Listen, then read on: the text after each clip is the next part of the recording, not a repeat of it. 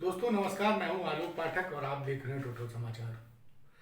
IPL शुरू होने के पहले अंबानीज ने मुंबई की टीम को सबसे ज्यादा तब लगभग 450 करोड़ में मुंबई की आईपीएल टीम खरीदी थी। शुरुआती 2 साल मुंबई के लिए आईपीएल में अच्छे नहीं रहे। 2008 और 2009 मुंबई के क्रिकेट के जो आईपीएल के मालिक थे, मुकेश अंबानी की पत्नी नीता अंबानी और उनके जितने भी क्रिकेटिंग एक्सपर्ट थे, सचिन तेंदुलकर वगैरह, सब लोग बड़े परेशान थे।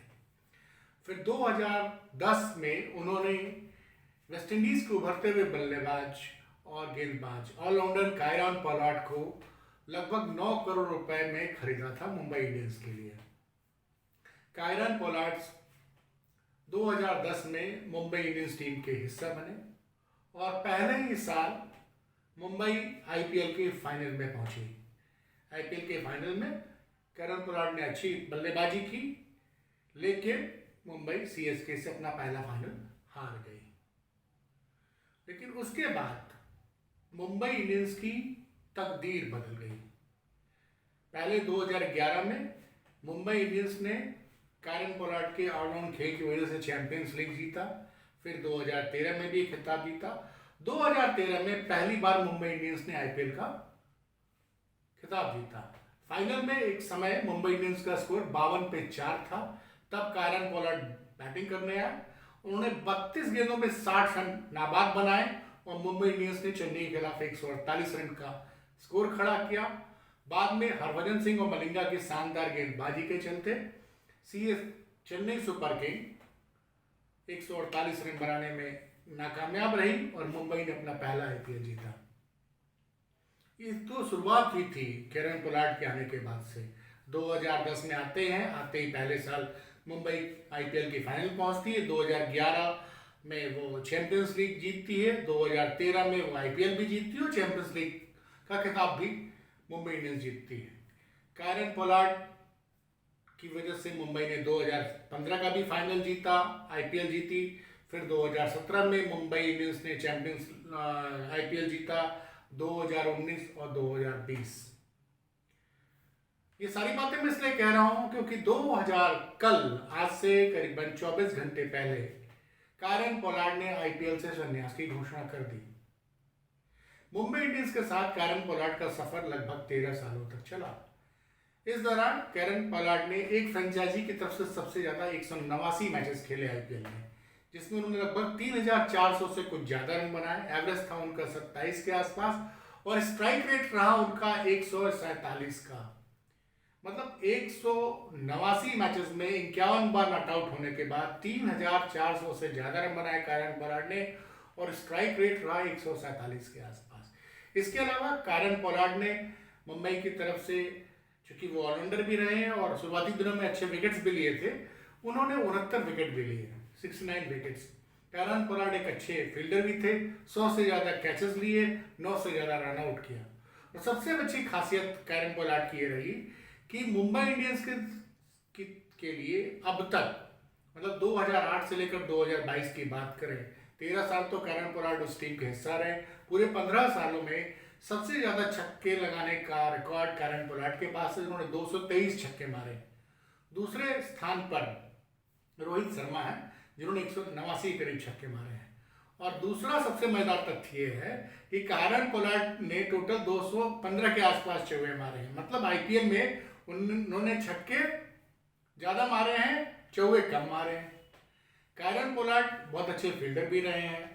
कायरन पोलार्ड के ऑलराउंड गेम की वजह से मुंबई पिछले 13 सालों में 6 बार तक फाइनल का सफर किया उसने और 5 बार उसमें से फाइनल जीतने में कामयाब रही।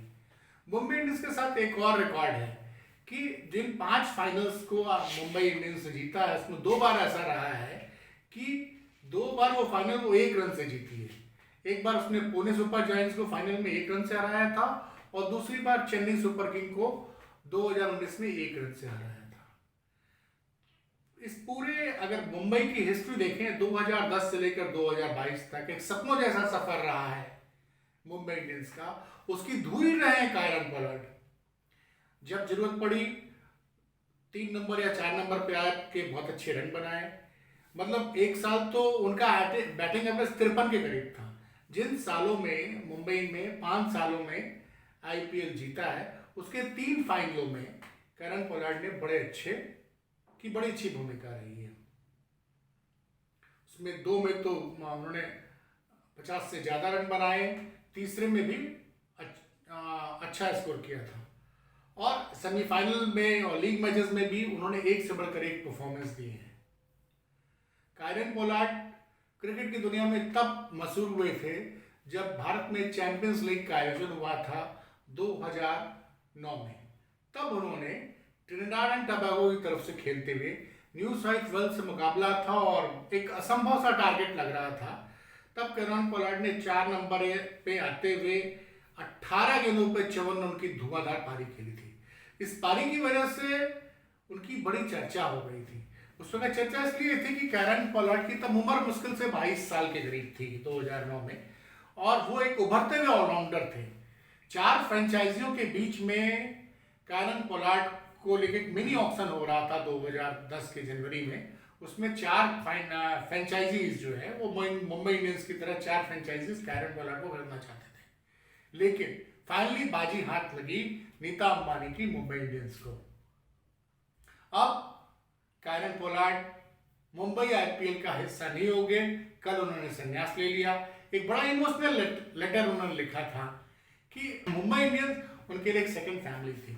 वैसे तो दुनिया भर की कई क्रिकेट लीग्स में कई टीमों की तरफ से करण पोलार्ड खेलते हैं। वो पाकिस्तान की पीएसएल का भी हिस्सा है, बांग्लादेश T20 लीग का भी हिस्सा है, बिग बैश के भी में भी एक अच्छी टीम से खेलते हैं, और वेस्ट इंडीज की तो T20 लीग का ट्रिनिडाड एंड टोबैगो और भी कई टीमों से उन्होंने खेला। इसी दौरान मतलब उनका चूंकि इंटरनेशनल कैरियर 2007 में उन्होंने डेब्यू किया था, और 2022 में उन्होंने अंतिम वनडे ऑफिशियल वनडे जो है वो इंडिया के खिलाफ ही खेला था, और ऑफिशियल T20 भी इंडिया के खिलाफ ही फरवरी में खेला था। तो इसी साल उन्होंने अंतर्राष्ट्रीय क्रिकेट से संन्यास लिया, और अब कल 24 घंटे पहले उन्होंने मुंबई आईपीएल से एज ए प्लेयर के रूप में संन्यास ले लिया है।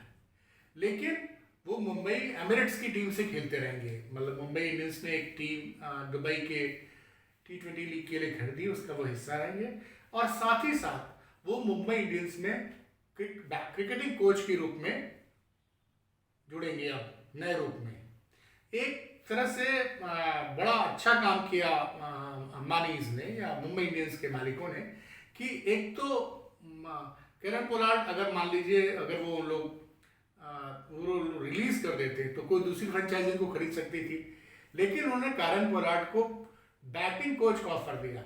चूंकि करण पोलार्ड अंतर्राष्ट्रीय क्रिकेट से संन्यास ले चुके थे तो उनको बैटिंग कोच का ऑप्शन अच्छा लगा, और वो मुंबई इंडियंस के साथ रुकने का उन्होंने फैसला किया है।